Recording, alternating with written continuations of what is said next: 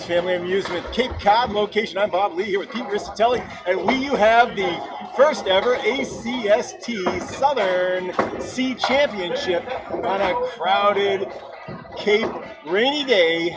Dave Peterson, number 8, has emerged as the challenger. Mike Fabrizio-Smith, number 6. We're going to have an upset either way. The winner is going to go and face Jeff Little in the finals to be announced. I have Pete Rischitelli in your home lanes with the call. Pete, take it away. Yes, Bob. What a pleasure to be here today. Both bowlers already dealing with a little bit of a circus-like atmosphere as South Yarmouth is in the middle of Torres Central here on Cape Cod, Mass. Little over, what would you say, an hour delay here from the original starting time? And even as I do this, changing the names. Yep, so we're a little production on the fly here, but here's Dave with the first ever ball in the ACST-C Division Southern Conference Final. That's right. And he is on the board breaking the shutout with a half Worcester left. Second ball, throws it in the ocean, gets some good production. He's looking at the 1-4-7, hoping to see if he can at least get one or two more, getting something on every ball while trying to shake off the nerves in what has been a mostly anticipated match. Beautiful out there. Takes out the 4-7 for a 9 box. He'll live with that coming off a half Worcester. Both of these bowlers climbing all the way to the conference final via the wild card route. This home match for Mike Fabrizio-Smith, is actually the first home match for either one of these bowlers in the whole playoffs to this point. That's right, Dave made his way. He beat the number 1 seed, Mac DePiro, in the first match. I believe that was at spare time. I believe so. Yep. Oh, we already have our first ball jam here in frame number 2. I think we might have a ball jam. Mike's going to go check on that. All right, so that's only very fitting for the way today's gone so far, but...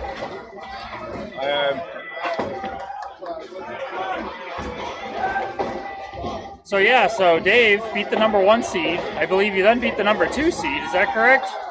That's right, because there was a reseeding. Yep. So 2 played the lowest seed, and Dave took him down too. And now he plays his first wild card opponent, and Mike Smith, who took down the 3 seed to begin. I'm sorry, I can't remember at the moment who that was. Was it Mike Smith? I think. Who'd you beat in the first round? Mike Smith. Mike Smith. Yeah, Mike Smith. Mike Smith in the first round, his namesake, and then Blue Jay, Mike Smith. Yeah. And then who was the second round? It was Patrick McCauley. And Patrick McCauley in the second round. Yeah, Both on the road for all Mike the way, Smith. all the way west of Worcester. For that. Yeah, it was kind of near Worcester a little bit too. We still waiting on the ball jam on lane 1. It's going down there right now. Dave Peterson threw a 6 on his first ball in the second box. Remember, the format in the playoffs, 5-string total is all that matters. If they are tied, they will play a 6-string. That's correct. It's slightly different than the regular season format where a bowler can win 2 strings and also win the match. Today, you can only win the match or lose the match. It has nothing to do with how many strings you win. So you bowl down here all the time. Yep, this is my home house these days. Yep, has been for a while now. You also work in Boston, so we see up in the Boston area, Union Street, and... Yep, I do like to travel a lot for the scratch level bowling, and unfortunately there's not a lot of that going on down here in the southeast. Okay, balls are back. Dave is now on. We are back to the action. Dave Peterson on his second ball of the second box for the spare. Off head pin just left, leaving the 1 and the 9. He will likely try to keep the ball to the right of the head pin here, guaranteeing himself at least a 9 box and trying to get something on every ball possible. Beautiful execution on that third ball. Grabbing himself one more, giving himself 18 after 2. And so far he has struck at least one pin down on every single ball, a key to this wonderful game of Candlepin bowling.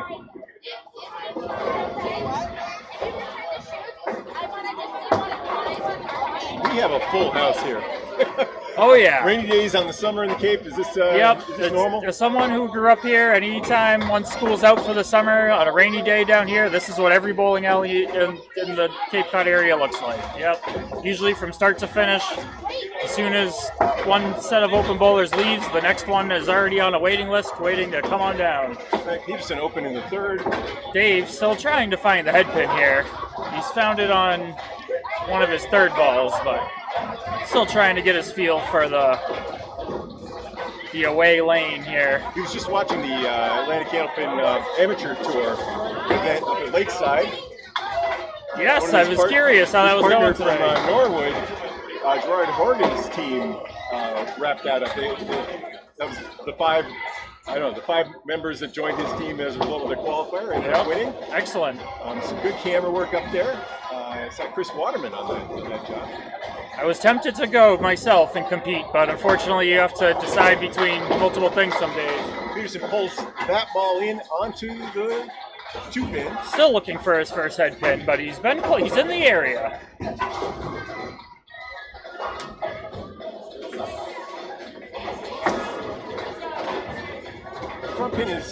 Front camera is showing a little dark. not exactly a lot of lights in front of the bowlers. Hey, wide left. He knew as soon as it left his hand. He'll try to see what he can clear up on his third ball, maybe going for his fourth consecutive 9-box. So this season was the first ever season for the C class in ACST. Commissioner Danny Finn brought that in. Peterson takes 7. Yes, the ACST has definitely seen its biggest year of growth by far since its conception. I want to say maybe 2018, 2017. Somebody please correct me on that. But yeah, we've seen our biggest numbers yet with 3 divisions now. And Dave with a half Worcester left. Oh, he somehow takes out the 10-pin. So this year, bowlers with an average over 110 were in the A's. Approximately. Approximately. Bowlers between 102 and 109 to start the season were in the B's, and C was for those under 102. Oh, he finds the hole here. He's going to want to really clean up a lot of pins here on the third ball. So this is the first time in a big championship match for some of these guys. No handicap involved. Absolutely. That's, as myself, who's bowled in some A division playoff matches, I know what the nerves feel like. So I can only imagine these guys who are new to the conference. Peterson takes a tough 3. New to the playoffs. Welcome to the championships.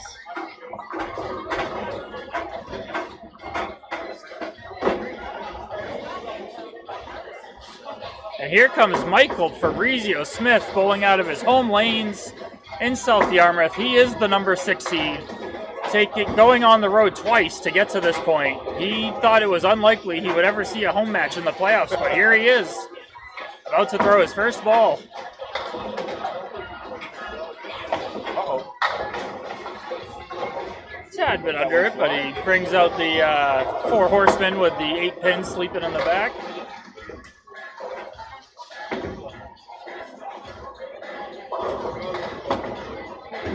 A little off to the right on his second ball, but some good production there, giving himself a good chance for an 8 or a 9-box here. For his sake, Dave gave him a number on the lower side to come out with, so kind of good when you're bowling second and you see that. It takes a little bit of the nerves off going into that first box. You know you have a couple boxes to kind of find your spot. Sometimes it is important just to know where that starting spot you like is on the lane and where you really feel that nice release. This time he throws pretty much the same first ball, this time taking out the 8-pin, leaving just a clean 4 horsemen. The right side, the 1, 3, 6, and 10. On the head pin, the second ball, but too full. He goes right through it, leaving himself the 3, 6, 10. Just hoping to get at least 1 or 2 here. We want to avoid pulling that one back to the pile of nothing, which he does for a 7-box. So both bowlers showing the nerves a little out of the gate here. So that's to be expected. Fabrizio's got that that release where he turns his body. I'm trying to put my finger on what's happening with that. Ball comes out 37, 38 miles an hour out of his hand, 32 miles an hour by the time it hits the head pin. A little off to the left again. Taking out the, oh my goodness, put me on the spot here. Oh, that would be the 2, the 4, and the 7. He was looking for the exact opposite ball to end last box. Yeah, that was a good one. Great second ball. Outside of the head pin, giving him a lot of action, but the 6 pin said, I'm not ready to go down quite yet. You're going to have to hit me directly. Third ball in the third. Mike And 10. with a 10 box. In matches like this, we oftentimes see it come down to a single-digit number, 2, 3, 4 pins. And in matches like that, it's not always about those spares and strikes. It can very often be about those 10 boxes. Peterson's kept his average consistently around 98, 99 at Norwood for years, but this year on the road and with the excitement of the Atlantic Candlepin, he's brought it up over 100 during the season. Maybe headed for the Bs. A lot of great scores out of the B and C division this year. It was very, very encouraging. Mike, second ball, off to the right. Pretty much in the same pattern each box where he misses to the left on the first ball and second on the right ball. He's got plenty of time to figure it out here. A little wild on the third ball for an 8. Tied with Dave through 4 boxes, 4 down and 46 to go, and we have a tie. Up against a 3, though. That is true. As we know, sometimes you can hit the head pin for 3 and hit the head pin 2 more times in a row for a 3. This ball, though, oh, looked like it was going to... That's his ball at its best. He's got to watch it to keep his ball in front of that lob line, but he's getting it all the way out, about 8 feet. Nice long reach for them. The 4 pin was stubborn on that one. Oh, he gives it a chance. The ball comes back around, touches the 4 pin, and the 4 pin survives for the second time this frame. Unbelievable. I really thought the ball was going to knock that over. And he checks the 10. And like Bob said, that was up against the 3 box, so he does take a 7-pin lead in the first half of the C division. Home crowd appreciated that one. Southern Conference Final. And with that box, that was the first time that a bowler has hit the head pin on their first ball. So both bowlers looking to find their mark early in the frame. Dave to start the second half on the head pin, right in the pocket. Shaking He's 10 pin. everything but a shaking 10 pin. Wood on the deck, but really nothing he wants to be throwing around. Maybe a ball on the right tip would give him a deflection, but he's certainly not trying to do that. No. Oh, a little wide to the left.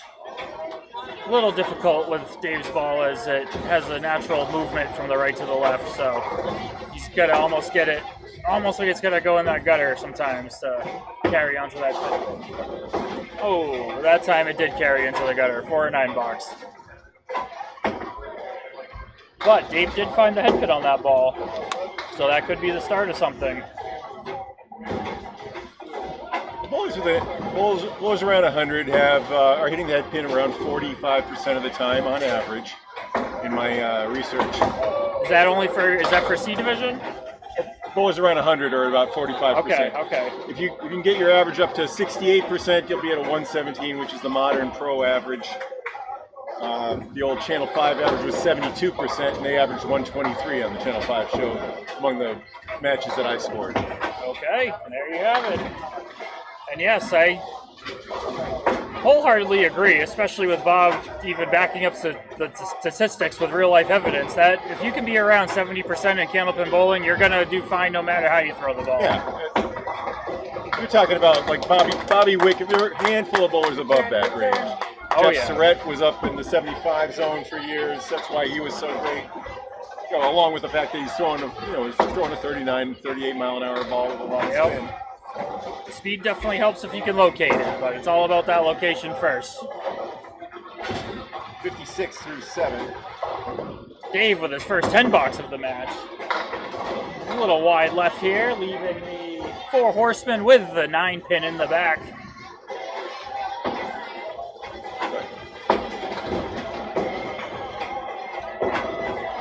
He does have a little wood up in the middle of there, so pretty much a lot of places on the head pin here that could give him enough action for this to go, but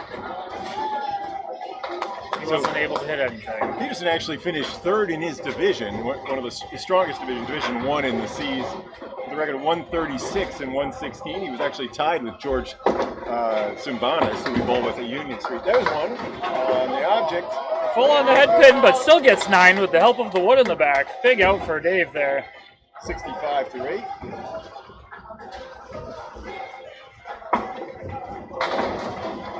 Mike Smith, who had to come in and fill in for the injured. No, that was the other Mike Smith. The other Mike Smith came in. Oh, I see. He won the division. Gotcha. Watch out for him, by the way. He's a former pitcher. He's now releasing the ball up in that 37, 38 mile an hour range with increasing accuracy. Yes, I watched. Took up the game. I watched his match against Michael Fabrizio-Smith, and I could definitely see the easily generated power that he was bringing to the table. First bowling out of Millis. Ryan's Family Amusement there. Yes. In the franchise. 3rd ball in the 9th coming up for Peterson. And home house is in Norwood. Tuesday night bowlers there. Oh, beautiful out by Dave, taking out the right side 3, the 3-6-10 for another 9 box. So Dave's still looking for his first box, but with the exception of a little drought in the 4th and 5th, he's been at least checking out with 9s and 10s. 110, mostly 9s, but still plenty of time yet. Only in frame 9 out of 50, going into frame 10 right now. A little wide to the left this time, so you can see him still trying to find that range, but leaving the 4 horsemen with the 9 and the 10 in the back. He does have a piece of wood, which could create some extra action if it gets struck and sent off into play. Yeah. That could help on those back pins. All right. He's gonna be in the low 80s. Definitely hoping for at least one out of these 2 here, just by staying on the right side.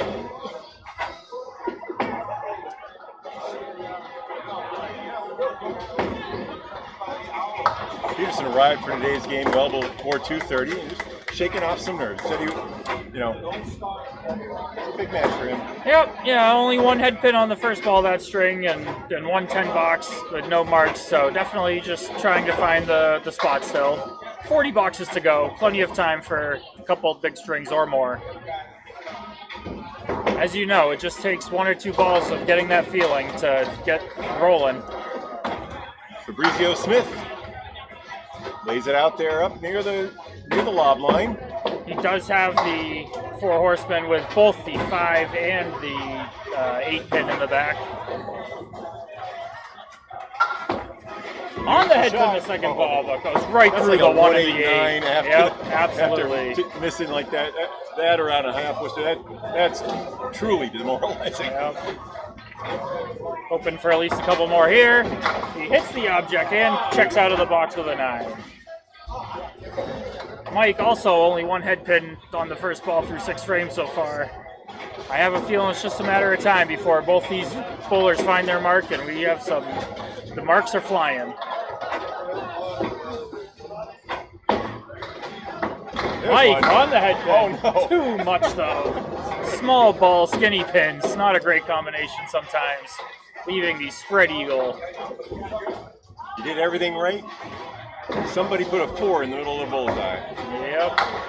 But he stays on his object, almost making the spread eagle. Right. Only leaving the most difficult pin to leave when you're attempting that, which is the 3 pin. What an attempt. It doesn't get much better than that. Right. So, Mike will take a 9 box after a spread eagle first. Both bowlers open. And Mike has a 6 pin lead through completed frames, 62 to 56. Big difference that tough 3 box in the 5th. Yes, so far that is the one that stands out. as the difference in this game. Mike wide right leaves the 4 horsemen plus the 10 pin.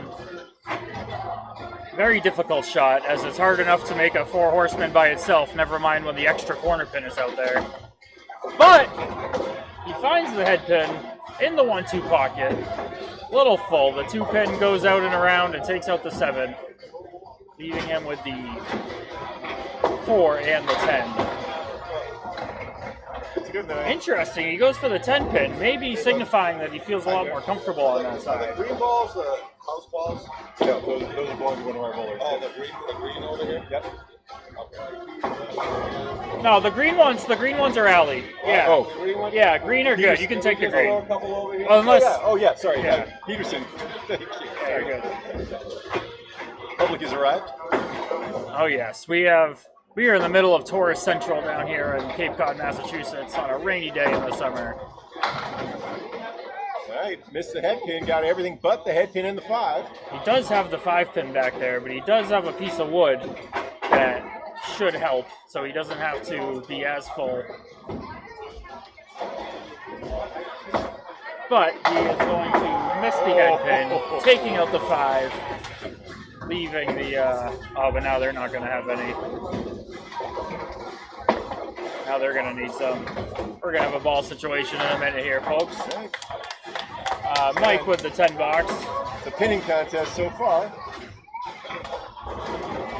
Mike down two pins in the match, but he has 1 frame in hand, so whatever he gets this frame above 2 will be his lead going into the second game.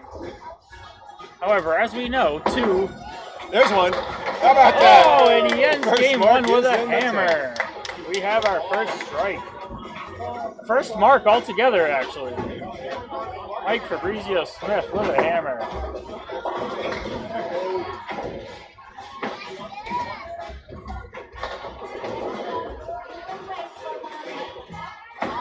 Mike going for the double, a little full, leaving himself the 2, the 4, and the 6. He's got 1 ball left here. If he can take out the 2 and the 4, he does get himself to 100 for this game. And he is right in the 2 and the 4, giving himself a nice even 100 for game 1.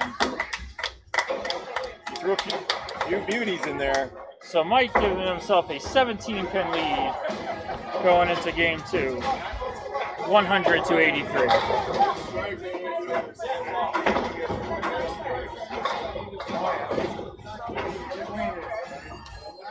They're going to have to go get you guys some more alley balls for these guys.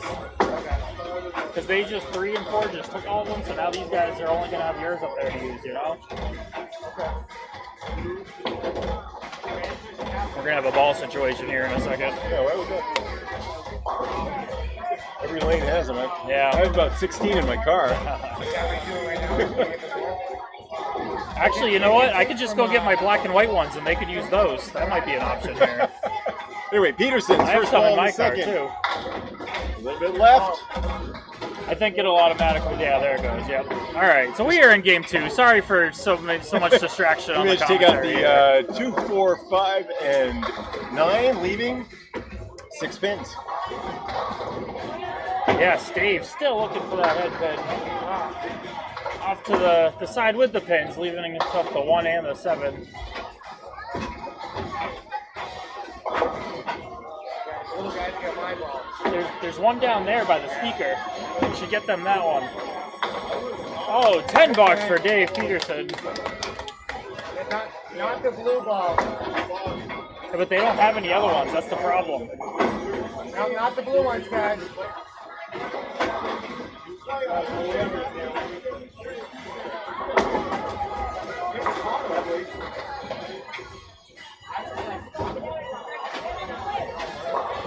Dave, box number 2 here. Wide left of the head pin, giving himself the, he takes out the 2, the 5, the 8, and the 10, leaving himself, as some know it, as the Dave Chestakove's favorite leave. That's right. This one goes a little bit more easily than a half Worcester. I must, sorry. Go ahead. Bob, I mean, no. I was going to say half Worcesters are about 20%ers for pros. So you figure it's got to be in there 25, 30% of the time you can pull it off. You want to play inside. I think that's the way to take it. Right. I actually am a big fan of the outside play myself because So on the side with the pocket. when the ball takes out the left side completely, if you can throw that head pin into the pile, I don't know. I like the outside play, but Okay, 9 in the second for Peterson. He's at 19. Peterson struggling the first string. they need to get a couple of the green ones from over there. That's the thing. Hey, can they get a couple of the green ones back? Because they don't have any now. These guys. Yeah, we have to. Sorry. You guys got to use the green ball. The green one. Yeah, the other The public has come in and they're starting to use the bowlers' balls, and that's Yeah, a little dealing disconcerting. with a bit of a circus atmosphere today. That's all right. It's okay.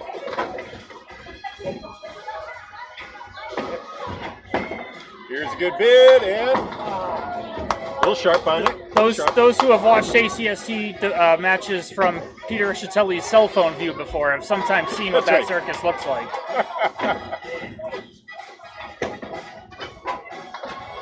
Well, the good thing is that there is a substantial crowd and that the bowling center is thriving. Oh yes, it's always nice to see. So Dave, even though he's still looking for his first mark, he is pinning much better in string number 2 here. He's 2 pins ahead above his pace from last game, and now he's going against last game when he got a 7 and 3 in the 4th and 5th. Pete, can you give us a little background on bowling at the Cape? What is going on with the rest of the centers that have been down here? Like the Cape Bowl, what happened there? I'm not 100% sure the exact stories. I think Falmouth recently sold and might have became one of the more entertainment type places with the string bowling and the 10-pin style. You might want to have them let them know. Tell them to go to talk to Broad. So I believe Orleans and this location are the only 2 functioning Candlepin alleys left on Cape at this point. Buzzards Bay also, but that's just over the bridge, so some will argue if that's the Cape or not. Peterson open now in the 4th. But as in many areas, the amount of Candlepin alleys Another 7. does go down more than it goes up. Okay. Dave, matching his 7 from the first game, but going up against his 3 box now, he has a chance to at least. If he were bowling himself. Right, excellent point, Bob. I'm just comparing him to himself from game number 1. Well, he does here. want to improve, of course. Yeah. So far, having a more consistent half. Here's one. Just off the head pin, leaving More authority himself. on that ball, though. I like the picked up 2 miles an hour on the pin cam. Yes, he does appear to be gaining some confidence here. He really wasn't off by much on that one. Oh, he hits the head pin on the outside, but the ball carries a little full, leaving him with the 4 and the 10 for his 3rd ball attempt here. Nope. In the gutter, he's going to lose that one. That's 8 box. 44. Giving him a 44 first half, as Bob said. Mike Fabrizio-Smith with a 17-pin lead going into game 2, up against a 44 first half. Still a long, long way to go in this one, Bob. As we've seen, it only takes 1 half for a bowler to put up 3 or 4 marks and 80 or 85 pins, and the whole match can change on a whim. Mike, to start the second game, just off the head pin, but gets some good action, leaving himself the 1 and the 2. Pretty much anything but a full ball should take this one. There it is. There it is, perfectly executed, right between the 1 and the 2, and the crowd goes wild. Bowlers from Michael's Tuesday night team are here to cheer him on. Yes. Here in the background. Coming from Yarmouth, ACST is really the only organization out there that gets some of the scratch bowling competition down to the Cape in the southeast part of Massachusetts. Mike pulls the fill ball to the left, taking out the left side triangle, 4-7-8. No one got away with him. He's going to have to watch that lob line. However, Bob, I would say amongst the pros, this is a highly makeable spare leave. Yeah. There it is. And there it is. Wow. However, nothing pushes all the way back, leaving him with the 5, 6, and 10. I swear, my former time in the Friday Night Pro League, whenever I would see a bowler with that leave, they would make it, in my perception, 70% of the time. It probably wasn't that high, but it seemed like it when you're the opponent. Yeah, 3 fill and a 7 is like getting a 10. 20 through 2. Still gives them a 1-pin advantage over Dave, but obviously having a mark in there, he would have liked that to have been greater. But you won't turn down any lead, whether it's 1 or 100. Taking out the same lead he did the last time, so another attempt at the left side triangle-less full set, as I like to now call it. Mike, nice ball. Same spot as last box and same result. Unbelievable. Yeah, that's the one he really, that ball that lands 1 foot in front of the lob line and gets his arm out there, his body turned 38 miles an hour out of the hand. I will say, early on, the 1-2 side does not seem to be giving him a lot of action. We'll see what happens if he can find his way into the 1-3 side a little bit. 29 through 3 for Fabrizio-Smith. So we have a tie in game 2, 29 all. So Michael Smith's lead remains at 17.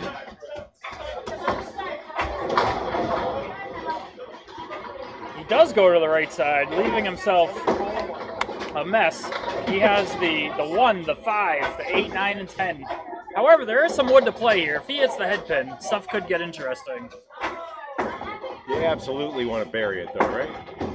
Yeah, well you really, honestly Bob, when I'm in that situation, I'm just trying to make sure I hit the head pin, and especially with the wood he has in there, I just want to get the action moving.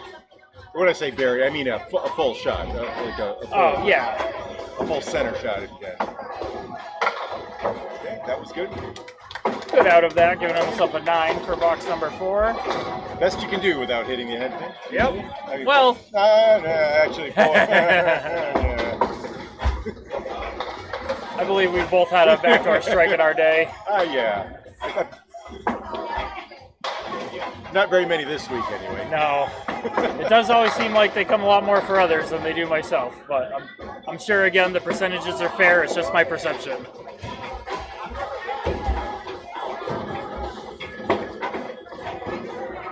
Mike, looking for the head pin here. He does have the 5 pin, which you probably can't see on the camera. It's a spare bid. He hits the head pin. Oh, that's and good. He makes it. Drives right through the pile. Giving himself a mark going into the second half. That's big, so he gives himself a 4-pin lead, increasing his lead to 20.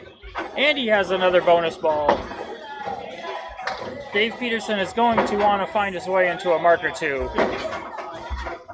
Starting probably sooner rather than later. Starting to bear down a little more. Not that he wasn't trying before, but I think he was trying to aim the ball. He was trying to steer the ball in, and you saw him starting to let go with a little more abandon. And he's going to have to do that. It wasn't working. That's true. So he's going to want to hopefully continue what he was building on in the first half. His first ball is a little off target to the left, giving himself a 7-pin leave. There it is. On the front one. All right, nothing wrong with that shot, though. Oh, great ball there. That's a ball to build on for Dave right there. And it does give him a good opportunity to get out of this box with at least an 8. I don't like the way the wood rolled up on him there, so let's see if maybe he just goes for the 7-pin or if he just gives the wood a ride and sees what happens. He goes for the 7-pin and gets it. Almost. All right, get out. As we've talked about, it might not seem big now, but later in the match, remember balls like that. If he goes for the wood there's a chance the ball deflects and he doesn't get either one. 53 after 6 here in the second. ACST-C finals. Inaugural season of the C conference, and I hear that depending on registrations, we're going to have a D division next year. That's what it sounds like. The ACST is still potentially growing. Still time to throw your name in, I believe. And anyone interested should contact Danny Finn on Facebook Messenger. Finn, F-I-N-N. He is the commissioner. He dropped by Ryan's Family Amusements in Millis last night, where I was working out with the B champion, Danny Esdale. Oh, Dan won that. Okay. Yeah, he took me. I had a 50 pin lead, and he just treated me like I was a minor league ball player. Seven for Peterson. He's at 70 or 60 in the 7.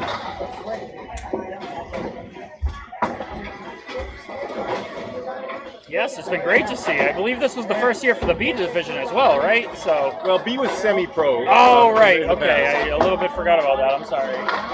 The decision. There's a view. On the head pin. All right, the pins are straightening out.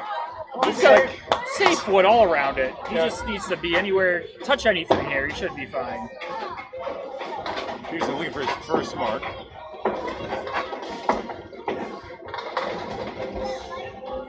And he is right on it. There it is, the first mark for Dave Peterson in the match. This could be the start of something special, folks. Don't go anywhere. And back to the ACST point, if you potentially want to see yourself broadcast in one of these matches with a much better announcer than myself, then throw your name in the hat. Well, you know, part of the ACST tradition is it's a place for, especially among the C's and the B's, it's a place where you can try out your stuff. Oh, Dave, still on the head pin. Tough break not carrying the 10 pin, but he will take a 17 box. That was a much needed 17 box for Dave. Brings him up to 3 under his box. And I mean, although I'm sure the percentage is low, this shot is makeable. Oh yeah, how about it? Oh, he does get between the 4 and the 7, but he's not able to cut it quite enough.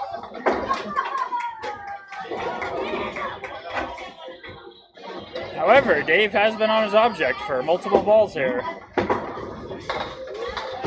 Not quite on that one, but as it appears, he does struggle with the 10 pin a little. 86 through 9.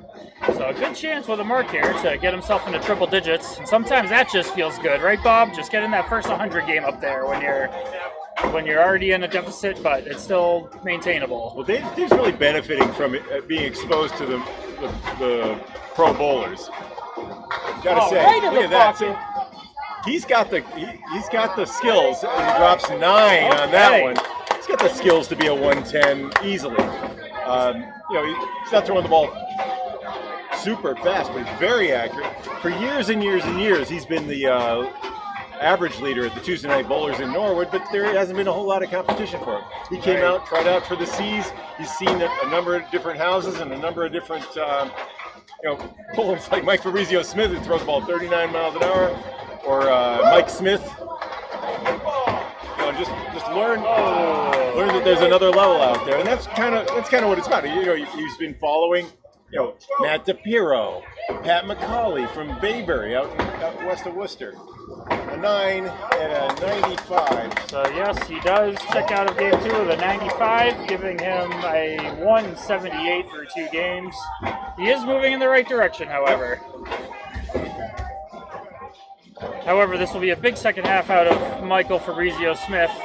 He is actively on a mark. He has 48 plus the results of this first ball. This is a good opportunity for Mike to at the very least match the 95 or potentially build on his lead a little bit. He is off to the right, does get good action, leaving himself the 1, 8, and 9 for a 7 fill. 55 half. He does win the first half by 11. However, Dave was much better this half with his first 50 plus. Dave had a 51 half. So Mike will need a mark, at least one, to win this half. All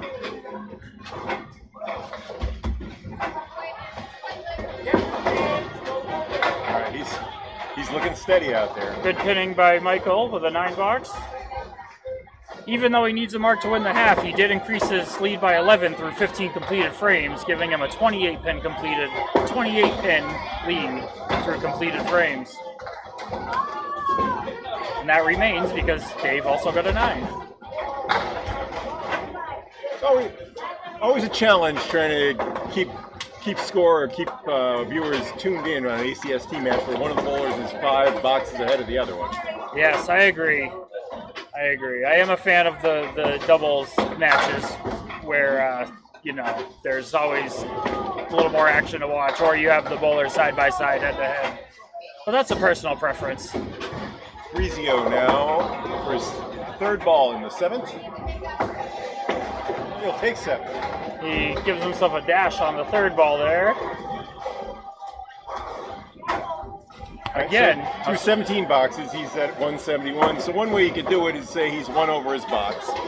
You know, figuring that, you know, across five strings, that would be a 500 score, which would be a respectable C score. 1 over pars, I often hear you say. Yeah. No, under. Is that under? Over. Yeah, under. Pars are out of the golf, and I think people, some bowlers object to that. So I've been trying to switch it over to 1 over the box. Okay, gotcha. You know, all right. It's not as judgmental. Golf is taking their turn back. I got it.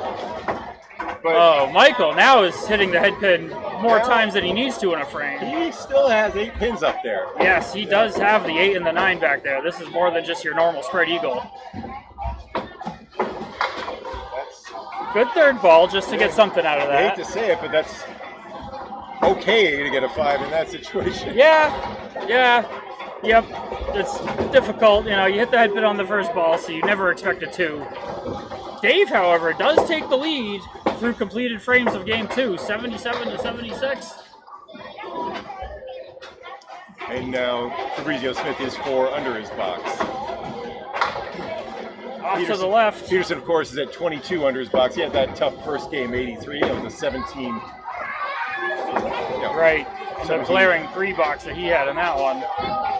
So anyway, you don't have to necessarily keep the score relative to the box, but you can keep track of who's in the lead. There's a beauty. All the way across. Michael with a great break after the first ball takes advantage on the second ball, picking up the spare in the 9th frame. Here's his chance to get back some of those pins. He is tied with Dave going into the 10th frame. However, he is on a bonus ball. And then only going up against a 9 for Dave's 10th box.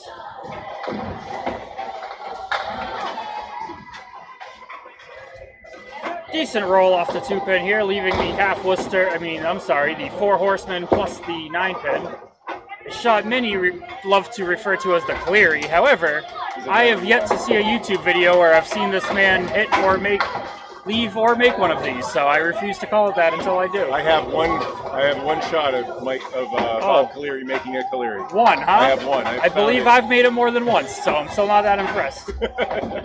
I think he talked about it. It's not that he made it. Oh, I think he was famous. He ran a website, the 7 and a 98 game. Okay, he was obsessed with the shot more. He was obsessed with the shot, exactly. Okay. That's more like where it came from. I've never heard this version of it. Okay, that makes me feel a little better now. Maybe I can refer to that someday.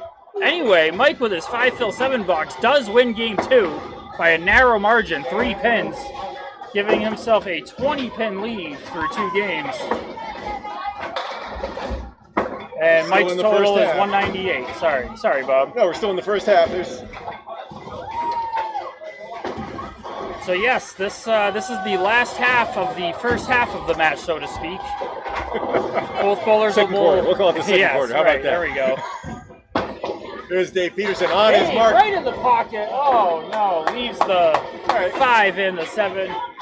There is a decent piece of wood in play here, which he is definitely going to try to play. Yeah, that's not. He's hoping wherever he hits the wood, the ball will just glide off into the 7. Play the ribbon on that? I would try to be in the area of the red line for sure. Yeah, he tipped it though. Oh, he missed the wood completely, taking out the 5 pin.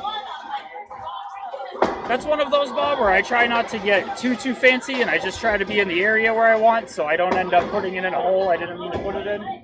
Not to say I still won't, but... Hey, good 10. Dave does execute the 10 box in frame 1. That's his second time out of 3 games starting a game with a 10 box.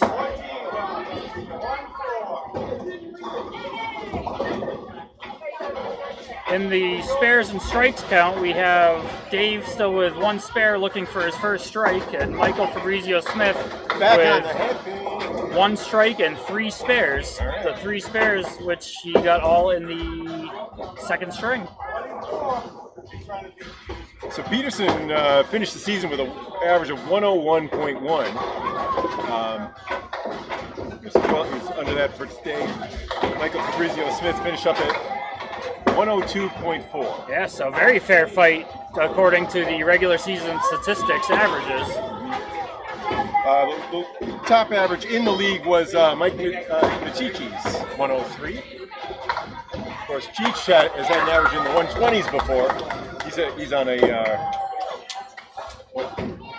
rehab campaign. Yes. Would you believe that Michael Machichi was my first ever ACST opponent? Oh, my first season ever doing ACST. How'd it go? I won 8-6, only because I had a 150-something game in one of the games. It was a good match. I think I was in the low 600s, and he was maybe around 590, if I recall. I have a picture of it somewhere.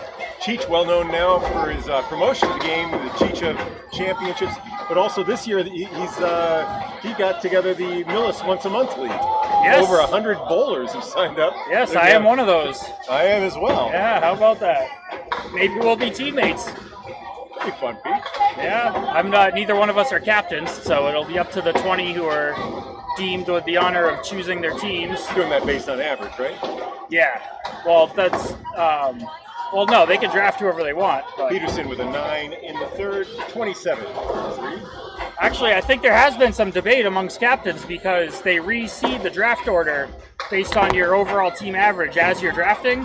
So some captains are contemplating drafting lower averages with the idea of getting a higher draft pick in the second round. So it will be interesting to see which way people go with this. Peterson doing his best. A small child is lying down on the lane next to him off camera. If you bowl in Yarmouth regularly or any tourist destination, you are not surprised. But unfortunately, it is something we must deal with from time to time here in the great sport of Candlepin. The good news for Peterson is he's hit the head pin 3 times. Bad news, red circles around each of those marks Yes, up there. and he is also, let's see, Dave with a tremendous split conversion, throwing the 3 pin into the 7 and taking out the 6 along with it. I was just going to say, Bob, and this is still true, Dave has hit at least 1 pin on every single ball this string. So that is worth something in this game. Especially in the C's.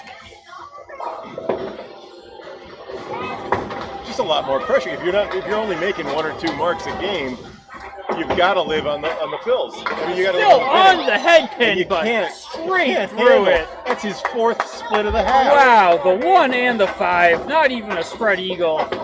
That is just, I'll tell you, that is just a heartbreaker right there when you're trying to come back. But you know what? If you are on my team, the Once a Month League, I'm going to announce it here. I'm going to sponsor a $1 prize for each guy who throws the 1-5. Okay. Because I think people start to get a little anxious about hitting the head pin when they get splits like that so often. Yeah. And I heard from Tim Matero on his show. Oh dear. Oh dear. Dave, unfortunately, with a 5 box there. He used to do that with his Worlds team. He would encourage them to aim for the. Go for the split, he said, because that's the ball you want. You want that ball in the middle. If you're aiming for the pocket, you're likely to miss right or left, wherever that pocket is. 44.5 for Peterson. Yes, and as you mentioned, he had 4 head pin splits that half. He deserved a much better fate. Yeah, and the 1-5 on the fill. On the fill. The unkindest cut of all. Fabrizio got that one out. I was a little deep. I don't know. Leaves himself the 4, the 6, and the 10 split. Another red circle. 5 out of 6 boxes between the 2 bowlers this game. Takes out the wood. Nothing was pointing over towards the 4 pin. Therefore, he still has the 4 pin.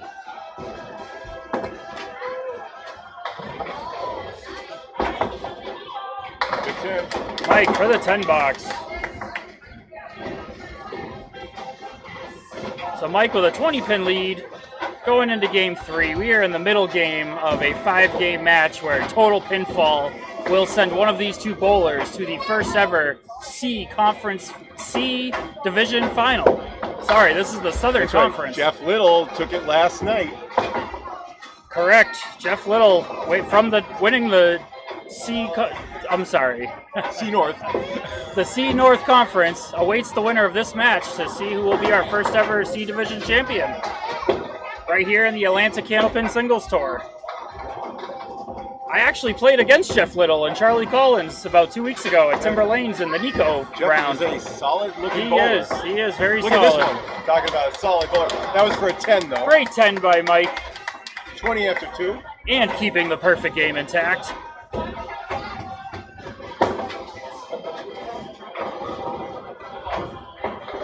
Yes, Jeff, his day at Abington, bowled a 570 something, but I'll tell you, he had a lot of splits. He definitely could have been a little better that day.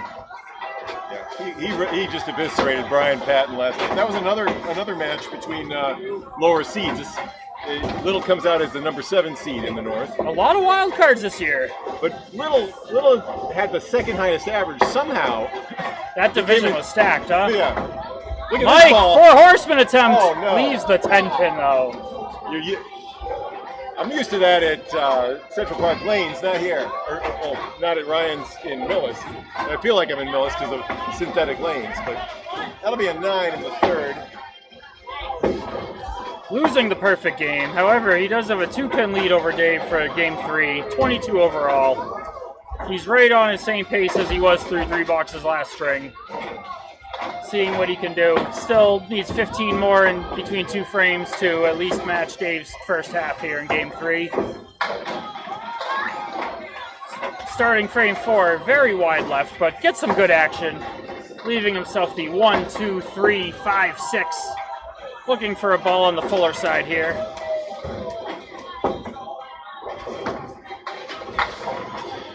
And a little off his mark. The 4th and 5th are going to be gravy boxes for Mike Fabrizio-Smith, and his total lead is 5, and this is his gravy. Yep, he was going up against a 12 in this frame, so he does lose 4 on that one. However, now he is coming up against a 5 box, meaning he only needs a 8 box to win the first half of game 3.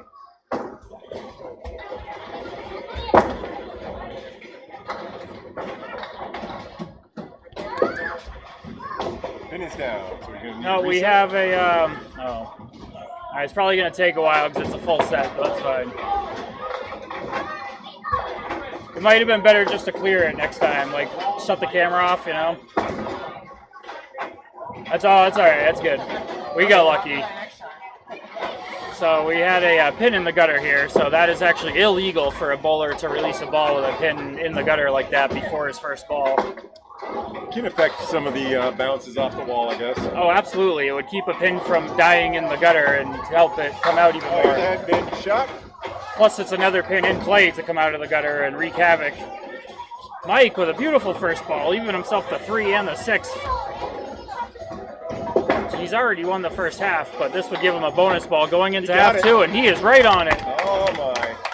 Just like in the second string, he finishes his first half with a mark. Mike has executed very well in the 5th box so far. He has a 10 box, a 17 box, and now a 10 plus his next ball. So that is definitely something you like to do at these matches, is give your opponent something to think about when you sit down. Score is 245 to 222 at the half, a 23-pin lead plus that bonus ball. Next time we see Mike Fabrizio-Smith. Dave Peterson now. Tonight's match is only on lane 1. We're not. We're in very crowded conditions. Oh yes. Tourist season here at the Cape. Anybody who's ever been to the Cape Cod on a rainy day knows that all the indoor places are full to capacity, and that is definitely the case here at Ryan's Family Amusements in South Yarmouth. Dave leaving himself the entire right side plus the head pin. He's got a bit at it. Oh, he takes it out but leaves the 5. Usually one of the pins to stay there whenever you think you might have a chance to make that one. Dave, despite the 44 half, definitely deserved a better fate, throwing a much better ball the last 15 frames or so. He was shaky, especially in the first half of the first game, but he's looked good. Yep, that was really the only one. I mean, the second half that game was 46, and then he's had a 44 and a 51 half, a second 44, which, like I said, really a horrible break, getting a 2 fill on the head pin. Look at that. Another one where he found the head pin, another split. He does leave the 2, the 7, and the 10. However, there is a great amount of wood in play here that I do think should prove beneficial. 2 pieces in front of the 2-pin, right? Yes, he really just needs to make sure something pushes back to the 7 and something goes across to the 10, but I do see a possibility here. Let's see. Nothing wrong with that one. Oh, no! Except the 7-pin won't move. A piece of wood goes Nothing there. spinning by the 7-pin, but not close enough to contact it. Unbelievable. Dave, again, deserving a better fate. 3 marks for Fabrizio-Smith, 1 for Peterson, I believe. Is that what we I have 4 spares and 1 strike for Mike and 2 spares for Dave. 2 spares. Okay. Yep, so one of those spares is still pending fill, but they can't take it away from him. Yes, Mike finished the first game with a strike for his only mark, and that had 4 spares since then. Dave, right. crushing 9-drop, leaves the 9-pin. I believe that wood is covering. There might be a little spot high where he could spin it around and not take it, but most of that wood should prove pretty good. 6 out of 8 head pins. This is the first time he didn't get a split, though. Yes, he has definitely found the front one with a much larger percentage. He should be okay. Beauty. Hits it up near the cap and drives it straight back for the spare. Dave, for the 2nd game in a row, sparing in the 8th box. The last game he hit the head pin and got a 7 fill. Let's see if he can hit the head pin and get a better fate. 7 to get even with his box here in the 3rd. So far, both of his only marks have been head pin fills for splits. And Hits it again! Oh. And he gets what he deserves this time, leaving the 6-10 in the corner with a beautiful plank right in front of it. He just wants to take his time here and put this ball anywhere right on that plank.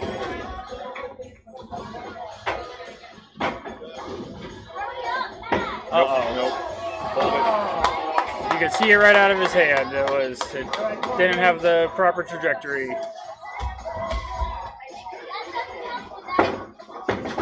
There it is. That's a 10 box. All right.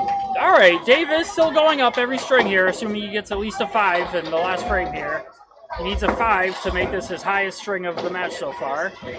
A 9 for his first 100 of the match, which always feels a little good. A 10 for his average. 10 for his average. Of course, he's going to be kicking himself about this spare opportunity for a while. All right, that one crossed over onto the left side of the 2-pin. Leaving himself with a 6-pin leave here. He's got the 1, the 3, the 5, and the entire back row. 7, 8, 9. Oh no, does he have the 9? No, Yeah. 5. Just the 1, the 3, and the back row. 7, 8, 9, 10. Uh-oh. But he finds the hole again. No. Honestly, Still here, 6-pin sand in there. I'm just hoping to hit somewhere around the 2-pin and get out of this box with as many pins as I can. Yeah. Forget the head pin in this situation. Oh, he's going to get it, though. He does hit it. And Takes out a few. 7. Giving himself a 7 for a new high for the match, a 98. He's going up every game. Watch out. Fabrizio-Smith, of course, has games of 198, and would like to improve on that. And Starting assuming, with his fill ball here in the first ball in the 6th. right, he has at least 47 plus this next ball right here. Off to the left, hits it in a good spot. Gets some good action, leaving himself the 1, the 6, and the 8 for a 7 fill. He will definitely take that for where the ball was located. Giving himself a 54 first half. He's on the head pin and takes out the 1, the 6, and the 8 for a spare, taking advantage of the good break he got on the first ball.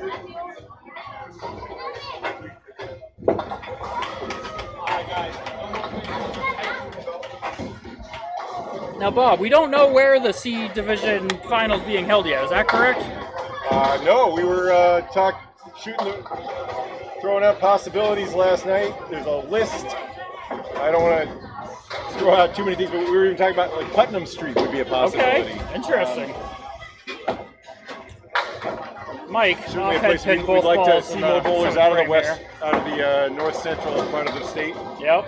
And Putnam's been putting together doing a good job in the King of the Hill tournament for bowlers, for handicap bowlers. Yes, I've been trying to make one of those. Obviously, with my distance, that all the stars need to align. I just haven't had it happen yet, but it does seem like they have a pretty good thing going on over there. Mike with a 3 fill 8 box. So he's at 75. Yep. In in the 7th. He's going up against Dave's highest box here, where Dave got an 18 and 8. Mike straight through the head pin, leaving the Spray Eagle plus the 8 pin. COVID test.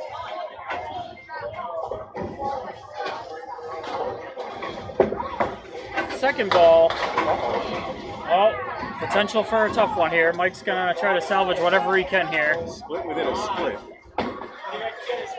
This is one of those that you have nightmares about, especially in tournament situations. Yep, all right. And in a ball that would have been a beautiful 1-3 pocket hit if it was on a full set, gives him nothing, leaving him with a 4 box, bringing him under the 100 pace. He is at a 79 through 8. He can still win the string with 10 boxes. All right. Fabrizio-Smith now has a 1-pin lead in the match, and this is his gravy period. Taking out the right triangle. You ever, 6, 9, 10. you ever sit at the Thanksgiving table and all the turkey's gone, you're just sitting there pouring extra gravy on your plate? Yeah, sometimes I guess. Sorry, I guess I didn't take that one and run with it like you probably intended. Oh, here we go. Mike, shut the camera off. Shut the camera off. All right. You're going to be too late. Oh. Okay, a child threw a ball from lane 2 over the I believe we're going to have to replay the frame here. I believe so, yep. You're going to have to replay it. Replay the frame. Yeah, one of the other unfortunate situations that can sometimes come up in these crowded situations. A ball went awry from lane 2, and with the automatic camera, it registered as Mike's 3rd ball, resetting his pins. Yeah, that's one of the reasons you don't want to throw a candlepin ball overhand also. Yeah. I've always been partial to the push button resets. I think I've always felt it's the best way. Technology is nice to a certain point, but in a situation where you need to push a button for a reset, that would not have happened. All right. Split on the first ball. Wide left on the second ball, leaving himself with what he started, the 2, the 8, and the 10. You know, if he'd thrown that ball that was his first ball as his 3rd ball, he would have ended up with an 8. So it's probably a 1-pin difference between what would have. Yeah, what do you say? it could be similar. We will never know, but it ends up being a 9, whatever it is. 88. So Mike needs a 10 box to at least keep pace with Dave's 3rd string. However, Mike did carry a 20-pin lead into this game. So small opportunity for Dave to maybe cut into it by a pin or 2 if Mike does not make this spare. And it will be a tough one. I believe, Bob, correct me if I'm wrong, I think this is the same leave that Dave had in his 10th frame. All right, piece of deadwood rolled all the way out. Dave, I think this is the same leave you had in the 10th, like 9th or 10th. That's it. That's right, the 1, 3, 7, 8, 9, 10, and Dave, I guess. Yeah, you got to play it, Mike. As long as it stays behind the lob line, you got to play it. Yeah, play it. All right, so Bob, usually we just put, okay, yeah, whatever. Sorry if my yelling. I'm not used to this microphone in front of me. Try not to do that. I started yelling into the microphone, Bob. Thank you for your assistance. Bob in a multi-faceted role here today. He is the production crew, the announcer, and the pin clearer. Spare bid now for Mike Fabrizio-Smith. We're closing out the 3rd of 5 boxes here in the Atlantic Candlepin Singles Tour. First ever C Southern Conference Championship from Falmouth, Massachusetts. Yarmouth, Massachusetts. Sorry, Yarmouth, good. Ah, thank you. Yep. As a local, I picked right up on that. Oh, Mike with a 9 box. Dave Peterson wins the 3rd game, but only by 1 pin. Cutting in 98 to 97, cutting into the 20-pin lead, but only by 1. So going into game 4, we have a 19-pin match. Michael Fabrizio-Smith with a 295, Dave Peterson with a 276. This is still anybody's ball game here, or bowling match. 20 frames to go. South Division Conference Finals. Who's going to take it? Not that far.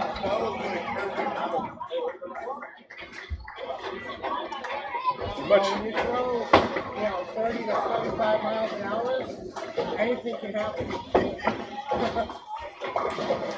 Dave to start game 4. A little off to the left. Almost what looking like could have been a half Worcester. He does get a little extra carry, taking out the 5-pin and giving him a small piece of wood to help out in the back a little more makeable. Still, you need a near perfect ball to convert this one. And it won't be that ball, but he takes out some of the right side, giving him some more pin count. He's hoping to get himself out of this with at least an 8 box here.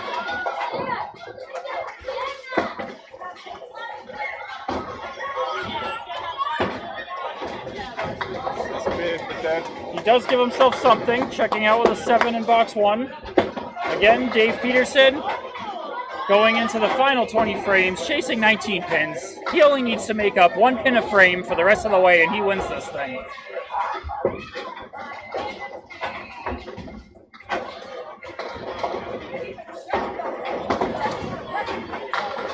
Dave right in the pocket. However, the 5-pin stands tall, making this. He does have a piece of wood way off to the right here, and it did roll up in a favorable way. I don't know if I love the angle pointing towards the 4, but it definitely gives him something to shoot at here. And yet, you want to hit it low if you can. The as low as possible is good, but at the same time, you at least want to make sure you contact it. It's going to be in the hole. Sometimes you get a little lucky bouncing off the cap in those situations, but he missed that too. However, I don't think the cap was going to do a lot for him there. But you never know. Oh, we might find out. Nope. So Dave threw the hole twice for another 7 box. 14 after 2. He's going to want to get himself a mark in here to get himself back up around that 50 range for half 1, especially with the 19-pin deficit with 2 games to go.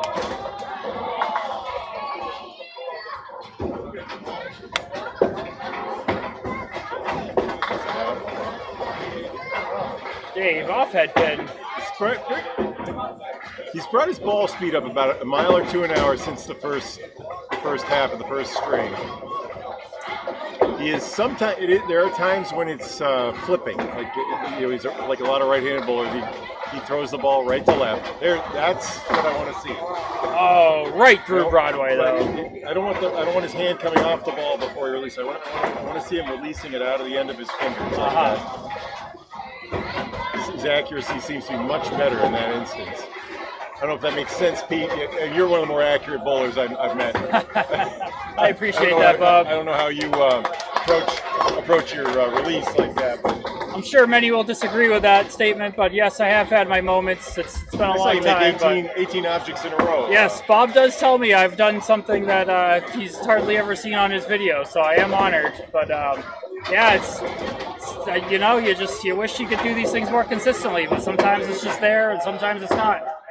So Dave has about 17 more frames to see if he can find a way here. That one came out, just crossed it over. It wasn't the release there. It was leaving himself to 4 horsemen right, the 1, 3, 6, and 10.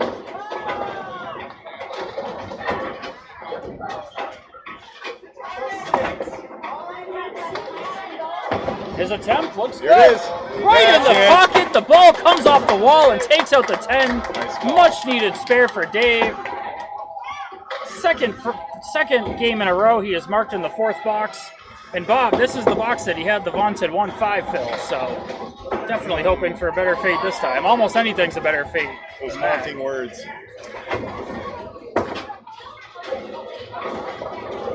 Dave, although not a lot of marks, has been on the head pin on his fill attempts. That's it. And he hits it again lightly. Still carrying. You don't love the fact that that's a split, but a great fill. Right. A much needed 18 box there to get himself back on the 50 pace. And at least he has wood here. Without wood, this shot is almost impossible. With the wood, I do see an opportunity to maybe hit the corner of the cap and drive it straight back, where the wood would take out both pins in this instance. That wood's pretty far up, too. It's a little problematic. Dave, beautiful Nice shot! ball, Peter. Right Nice on shot, the Dave. corner of the cap, Dave driving Peterson, it straight welcome. back. Dave Peterson executing exactly as I described, making me look good, I guess. Big half, big way to finish the half for Dave there, especially starting that half with a couple of sevens, making Mike feel his presence as he starts game 4. Oh, that's a Mike comes good ball. There's nothing doing. right where he needs to be to start. However, he leaves himself the 3, the 5, the 7, and 9. He does have some wood that should help as long as he can put the ball on it.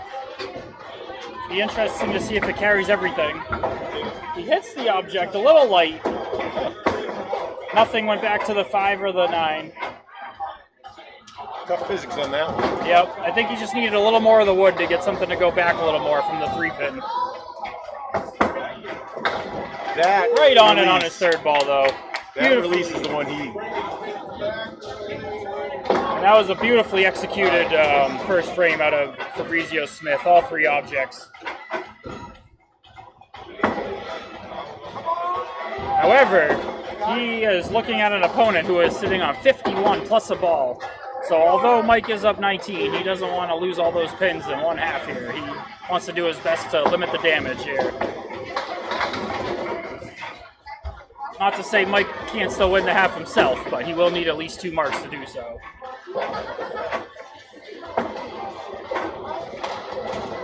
Off head pin, leaving himself the 1, the 3, the 5, 6, 7. Sounds a little easier on paper than it looks. Oh, hits the head pin and takes the head pin. Small ball, skinny pins, strike again. Third ball in the second. Right where he wants to be to make sure he gets at least 2 pins for the count. Checking out with an 8. He throws that same ball to the other side of the object, and that's a 6. So that's 2 valuable pins right there. 18 through 2, giving him a 4-pin lead in the string. However, he is coming up on a 9, an 18, and an open spare for Dave here. So this is where he's going to want to try to get at least 1 mark up there if he can.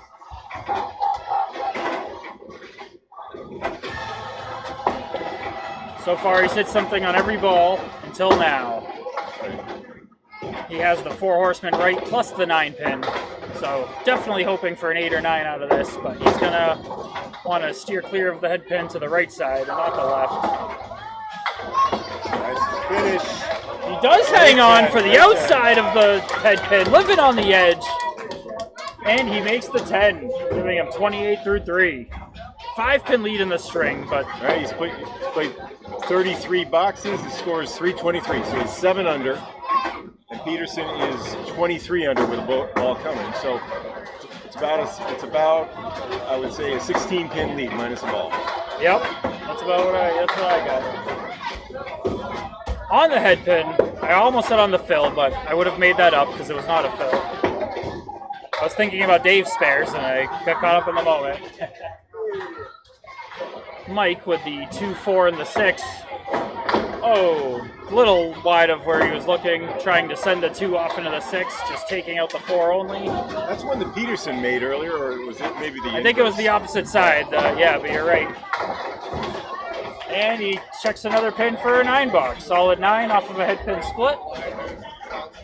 Giving him 37 through 4. Dave Peterson takes the lead in game 4 and has another open spare sitting in the 5th.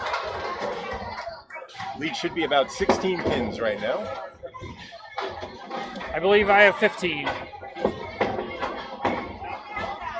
Okay. I'm doing it versus the box, you know. Yeah, well, that's what I got too. Okay. So Dave's up 4 in the match, and he was 19 coming into the game. It was 16, and now it's 15. Yeah, that's right.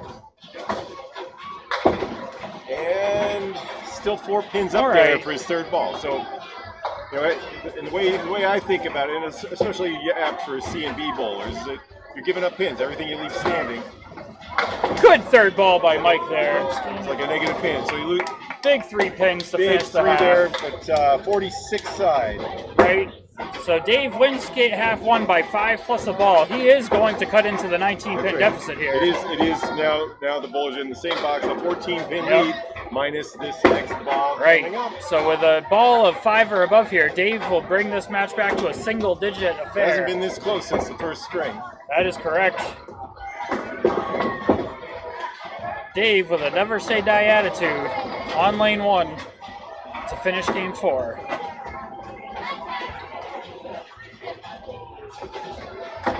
Looks good. Oh, yeah. On the head pin. What Oh. incarnation happened to the 5 pin? Severe lack of action, leaving himself with the 4, 5, 6, and 10. He does get a 6 fill, which he should be happy with. He hit the pin he wanted, but I don't know about your numbers, Bob, but I bet the chance of making this are under 1%, if I had to guess. You know, this is what I really owe the bowling public. Just on that, like, whatever, the castle lead, the 5, 6, 10, or the 4, 5, 7. I don't have numbers on that. I don't have adequate numbers.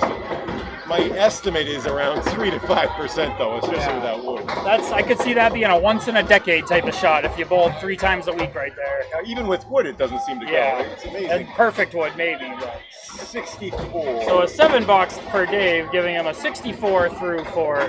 So far, he is maintaining his pace of being higher and higher every string, as he is on pace to beat his 3rd string of 98 at this point. So the difference is 11 now versus the box. Oh, half Worcester right for Dave. Still has time to get back on track this half. Not to say he won't make this. I mean, half Worcesters go not all the time, but you do see this converted more frequently than you might think. Oh, the vaunted full Worcester.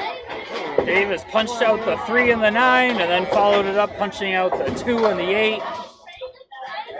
I like to move way right and just throw at the head pin on these ones, but I don't know if it's the best idea. Yep, honestly, just hit the head pin and hope you get more than a 5. Yeah. Right now he only has 4, so he's hoping to hit something here. He's going to get... Oh, and right through the same hole he hit on the first hot spot for a 4 box. However, there is time to recover. He's 68 through 7, nothing a couple marks can't fix. Dave just needs to get back to that good ball that he started throwing around box 15 or so and carry himself through. Again? Off to the right. Almost a half Worcester. He does carry the 5 pin this time. That one went to Auburn, you know. It's pretty close to Worcester. Yep. There goes another one in the gutter on lane 2. Bounced it right over the gutter. The bumper, rather. Dave on the head pin ball 2, but right through it. Needed to catch either side, caught neither.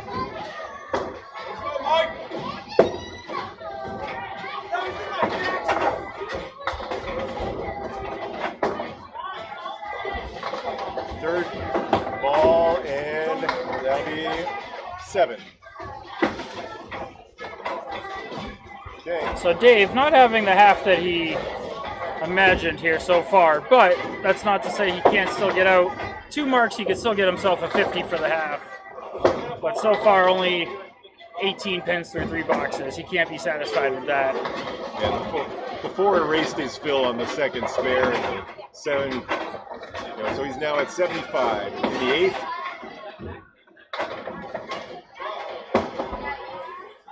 Dave looking to get back on track. Wide left onto the 2 pin. 1, 7, 8, 9, 10. Not one you see every day here, Bob, but he does have some wood in play too.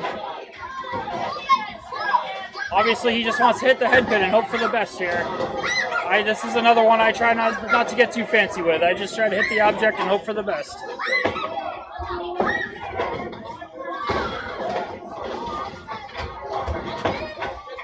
Got a bit. Oh, How did he do just that? missing the head pin to the left. He missed the head pin by much. Yeah. No, you could almost fit a piece of paper between his ball and the head pin on that ball.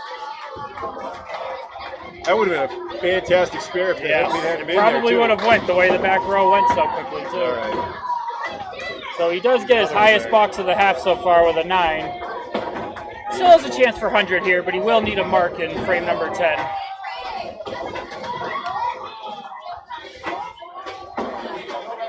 Mike Fabrizio-Smith still looking for his first mark this game, so Dave's not necessarily down in the game per se, but he was hoping to cut into that 19-pin deficit. Oh, good-looking ball here. And he carries the 4-pin, which could be substantial, leaving himself the 6 and the 10. No real wood to play here. The piece that you see near to the side of the 6-pin looks like it's just slightly behind, so if he hits that, I believe the ball will bounce right behind. Bounce. Nope. And that's exactly what we saw. Dave needed to make contact with the 6 and was unable. He's hoping to at least get 1 or 2 of them here, though, because never say never. This match is still not over. Another 2 left on the plate. 92. So that's a 92, giving Dave, I believe, a 368 through 4 completed strings. Mike Fabrizio-Smith comes up on a 46.5, needing another 46.5 to maintain his 19-pin lead. Anything above a 46.5 will increase it. Anything below will take away from it. Mike right in the pocket. Leaves himself the 4-pin, which didn't even budge. A piece of wood slowly rolling in from the right.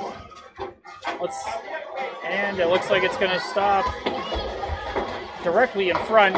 And Mike, off to the right, will be open in the 6 box.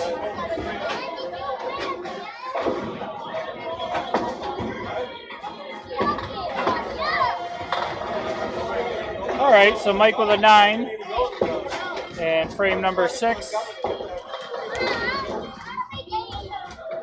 He is down 11, down 9, I'm sorry, to Dave in just the 4th string alone. However, he's coming up on a string of low frames here where he can make up pins without the benefit of a mark. That was a nice ball.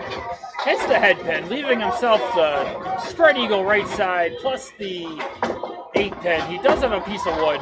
Sometimes on wood like this, Bob, it's often to see one of those 2 back pins not get hit at the same time. And in this case, it's both of them. That's right. Well, the wood snow plowed straight through. Yeah. Usually I feel like you carry one of those 2 back ones, but it's tough to get them both. He Good 9. plays the correct side of the wood to make sure of a 9 box, giving him a 64 through 7.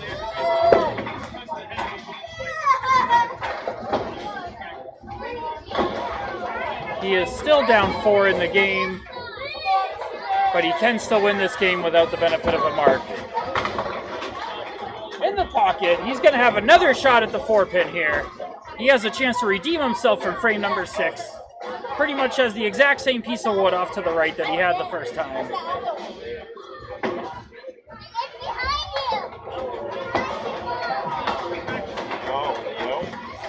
Goes off into the wood, but there wasn't really a shot there on the wood except for a lucky type scenario. So he does leave the 4-pin again.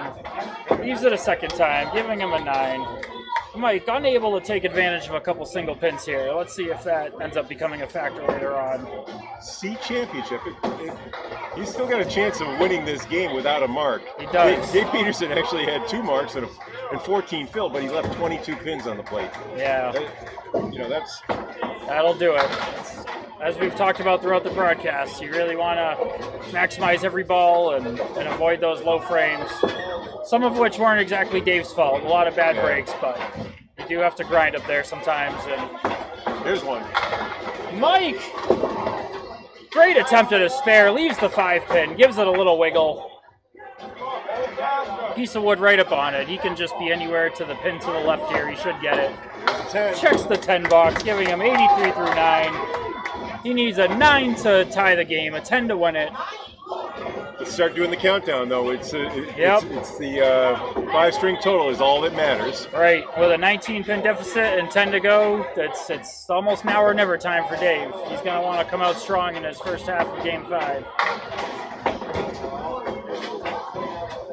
I were in Dave's situation, I would want to come out in Game 5 with at least a 55 or 60 half, give my opponent something to think about.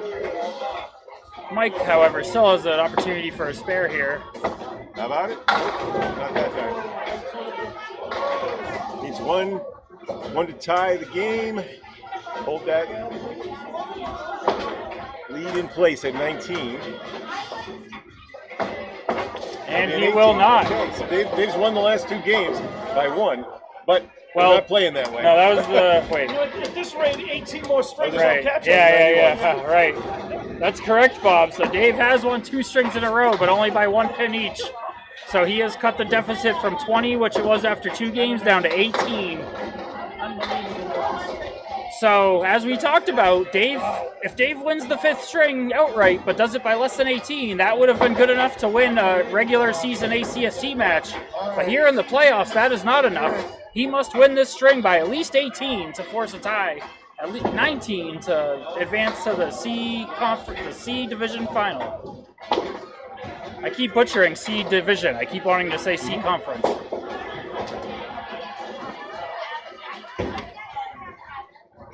So here we go. The last game of the year for the C division comes down to Dave Peterson and Mike Fabrizio-Smith in an 18-pin match.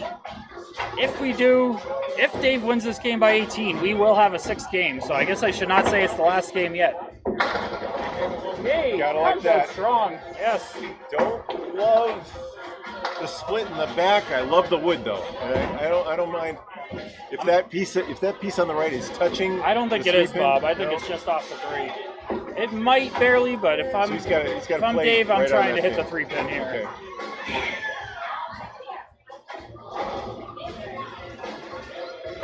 Nope, not there. Oh, a little wide to the left. That has been the frequent side when Dave misses, that they do appear to be to the left.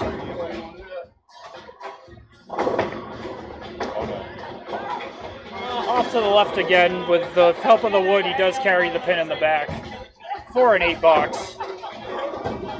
Potential missed opportunity there. However, he has 9 more frames in which to find some more opportunities. 2 pins a box. Well, let's just say 3 or 4 marks would be real nice. Yeah, right at least now. 3 marks with good fills, and he is certainly back in this match. And then to say his opponent gets a box below 6, that's almost like a mark in itself sometimes. So it's a little A long. few of them this game. Not a long way to go, but still anybody's match. Peterson had a 3 and a 4. Fabrizio-Smith with a 5. And the low fills have come too. Yeah. And Dave also had a 5 in Game 3. Good try. It's like when you're golfing and you put a 10 on the mark, 10 on the scoreboard. Actually, Fabrizio-Smith only gets 1 more mark than Dave, but just like we were saying with, I think Dave having a lot more low boxes than Mike, I think that's been a big part of the difference here. And also, to start things in the 5th for Peterson. Also on Dave's 5 marks, he did have some very unfortunate luck on some of those fill balls.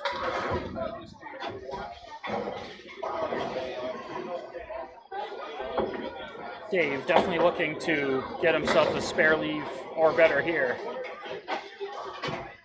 All right, that's better. That was a better one. Pin in the pocket. And what do we get?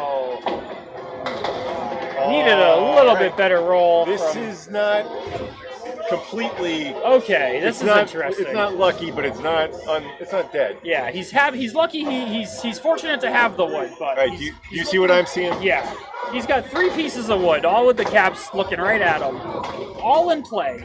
The middle cap is. If the ball can slide off the side of that third one to the right. Right. See. Nope.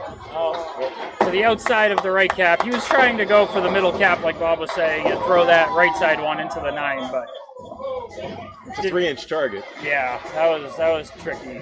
From 60 feet away with a 4.5-inch ball. But who's counting? He deserved a better fate on that first ball, but such is Candlepin sometimes. So he gets out of that box with a 9, giving him 25 through 3 completed frames. However, if he could throw a first ball like that again, I wouldn't be surprised at all if he gets a better fate than he did that frame. Dave Peterson's first ball in the fourth. Trails by 18. Pulls that one on the left side of the 2-pin. Takes down 3.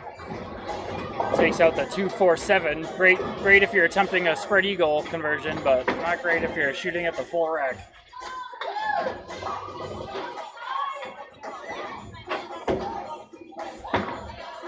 Good pitch. Second ball, close to the head pin, but a little wide to the right. If that lane was 61 feet long, that would have been a head pin ball for sure. Or if I guess he stayed a foot back of the foul line, that might have did it. Good third ball by Dave, checking out with a 9. Big box here, Bob. If I'm Dave, I really want to have a mark going into that second half, chasing 18 pins. They're all going to be big now, and they're just going to keep getting bigger. That's true. Unless someone runs away with it.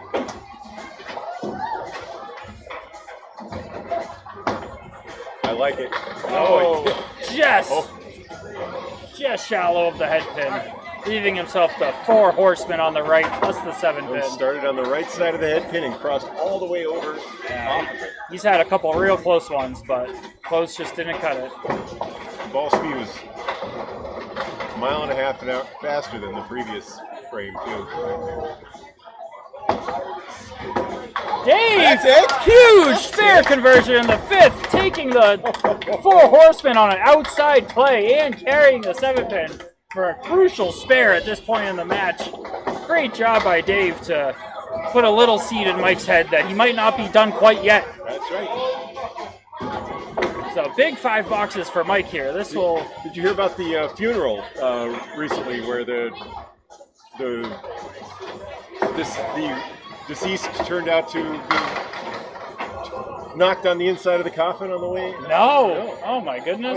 Oh wait. I was reminded of it somehow when Dave threw that story. All right. Oh wow. Okay. The funeral was interrupted by sounds knocking on the inside of the wow. casket. Yeah. Okay. On that note, Mike, beautiful first ball, left himself to 6, 7, and 8. Sounds much easier on paper than it is in real life.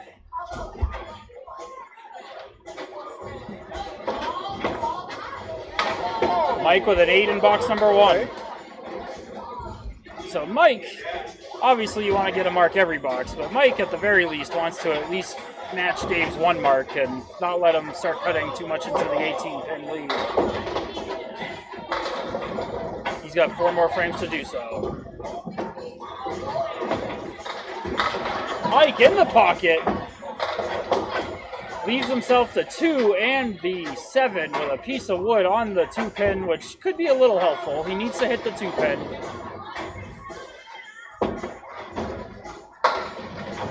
Looks good. He's on it, and he takes it. Wow, big spare there. At first it looked like the 7-pin might survive, but I believe the pin came down from the top and took it. So yes, very big spare for Fabrizio-Smith. As you know, Bob, though, getting the spare is sometimes the easy part. It's what you do on the next ball. Mike, off on the 2-pin, but gets a good break, leaving himself the 1, the 4, the 7, and 10 for a 6 fill. He'll take that, considering where that first ball landed. Yeah, the woman I'm referring to is from Ecuador, Bella Montoya. Oh, wow. 76-year-old. So apparently you should wait a little longer. Declared dead. Unfortunately, they didn't cremate her. Wow, that is something. So just remember that when those times come around. Mike misses everything, but the ball finds a way to stay in play. Comes back and takes the head pin, giving him a 9 box. Giving him 33 through 3 completed frames, an 8-pin lead in the game, a 26-pin lead through 43. Yeah, 6 fill, that's right.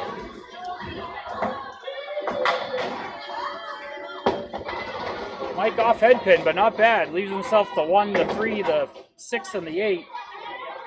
Head pin here, a little help from the wood to help in the back on the 6 and maybe even the 8 a little. So he really just wants to make the 1-2, which he's going to, and he makes the whole entire spare. Big shot for Mike going into frame 5. How many of that is on the day for That is now 1 strike and 7 spares for Fabrizio-Smith. To Dave Peterson, 6 spares and still looking for that first strike. Mike on the fill. Crosses over to the hammer. Mike Fabrizio-Smith closing out the first half with a flurry. Just when Dave was saying maybe I'm not done yet, Mike says not tonight. Just like Willie McGinnis in the 2001 AFC Championship game, telling those Steelers fans to cancel their reservations. Mike Fabrizio-Smith is trying to punch that ticket to the C Division Final. However, Dave Peterson still has 5 boxes to go. He is on a fill. And as we've seen in this great game, all it takes is 2 great balls for a double strike, and then anything's possible. Well, you want to see him do his Bella Montoya imitation? Here's the fill, right in the pocket. Not bad. Not bad at all. Gives himself a 9 fill. That is exactly what he was looking for in that situation. He's gonna need multiple marks here because he's still gonna lose the first half, even with that. Trails by 28, and the bonus balls. So he's gonna need a flurry of marks here to finish. All right, but he's got one there. He has got one there, folks. Dave Peterson, 2 boxes in a row with a spare, giving himself 63 plus a ball going into the 7th frame.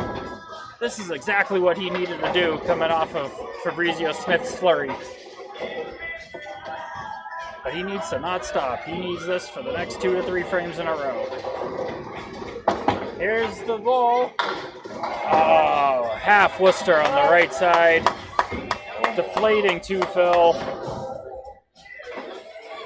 You hate to say you need it, but he almost probably needs any mark he still has an opportunity to get here.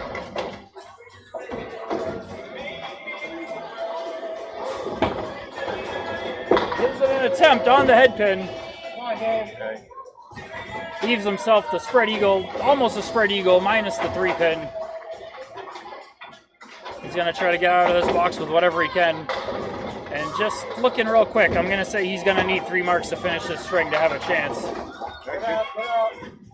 It's 73 in the 7th.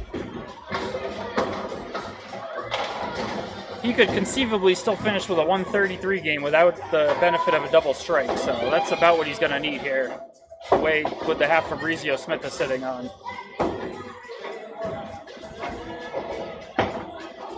Good ball by Dave. Leaves himself a 4-7 in the corner with great wood. Dave says, don't shut the lights out on me yet.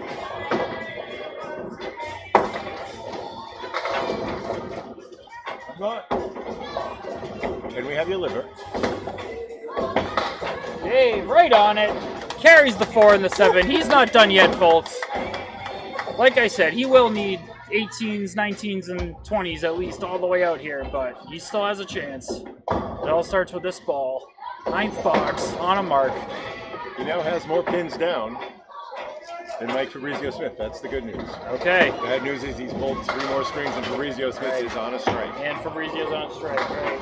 Off the head pin, but gets a great break. I thought he was going to get the 7 pin, but he doesn't, leaving himself the 1, the 3, the 6, and the 7. I'd almost say this is a must-make spare at this point, Bob.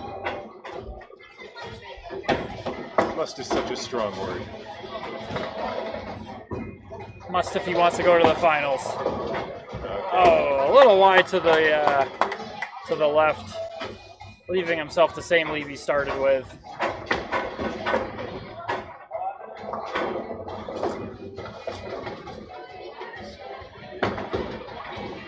Oh no. And just off again for a 6 box.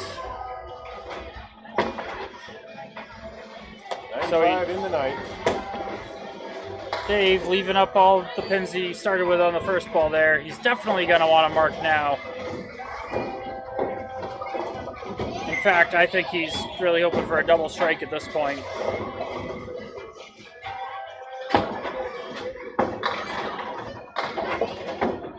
All right, so he's off the head pin. Chance at a spare. Needs to hit the head pin. The wood should help in the back, but only if you hit the object. 1, 3, 5, 8, and 10.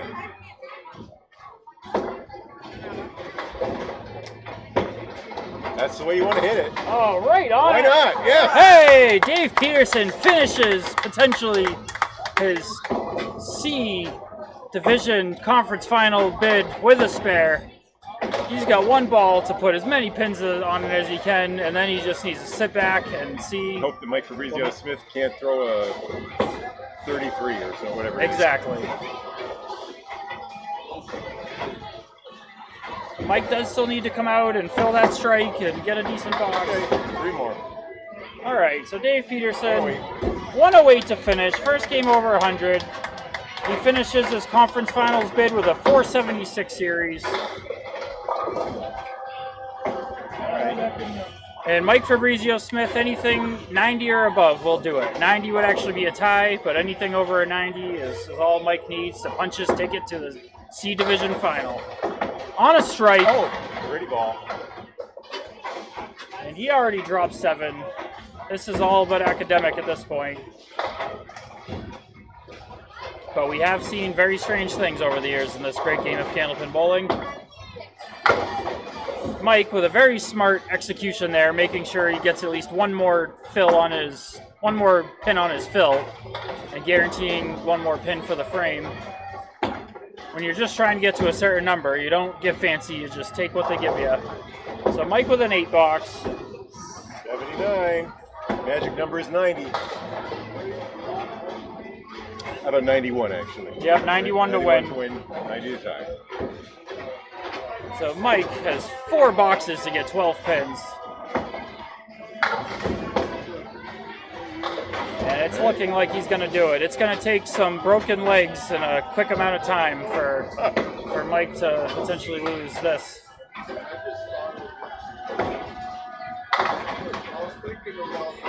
Mike doing what he needs to do, just taking pins where he can.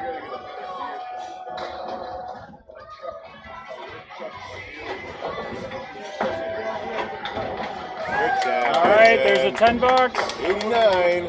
And with this next ball, we should have our official matchup for the C Division ACST final. Jeffrey Little, representing the North, will face, hold on, bear with me. Jeffrey Little will face Michael Fabrizio-Smith in the Atlanta Candlepin Singles Tour C Division final at a location to be determined and a date to be determined. Mike in the 8th frame it's just a matter of the final score at this point. I guess whatever Mike bowls is the highest total of a conference final in the C Division, right? So you might as well get it as high as he can. He's got the record. No bowler has ever broken 500 in the conference final of the C Division. In the South. In the South. Jeff Little sure did last night. South only, sorry, Jeff. So Dave Peterson had the first attempt, but Mike Fabrizio-Smith is going to do it. I think Little was thrown in the 560 zone. That's what he got. You better watch out. He had a 107 average. Oh, yeah. In that season.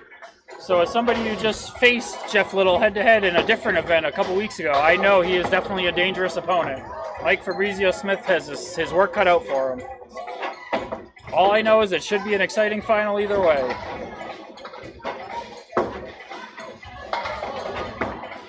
All right, that'll help. Get into 500.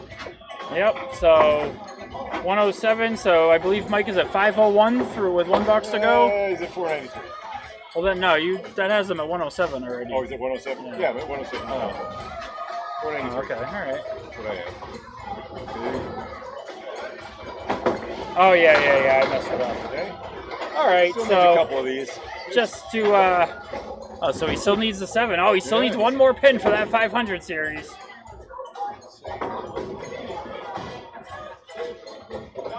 Oh, look at this. And Mike sending a message to Jeff Little, says, watch out, I'm coming. Already riding into the finals on a spare. I'm pretty sure that was a direct message intended for Jeff Little right there by Mike Fabrizio-Smith. And the message continues. Crushing the head pin to finish with a 124. Mike Fabrizio-Smith is your C Division champion. He will go on to the finals to play Jeff Little. And there it is, folks. Congratulations to both our competitors today. Final score tonight, 510 to 476. Michael Fabrizio-Smith is your first Southern Conference C champion. For Pete Rischitelli, I'm Bob Lee, and congratulations to all the bowlers that participated. We'll see you when we have 4 divisions next year and at the finals. And between now and then, I hope to see you anywhere on the lanes. Good night.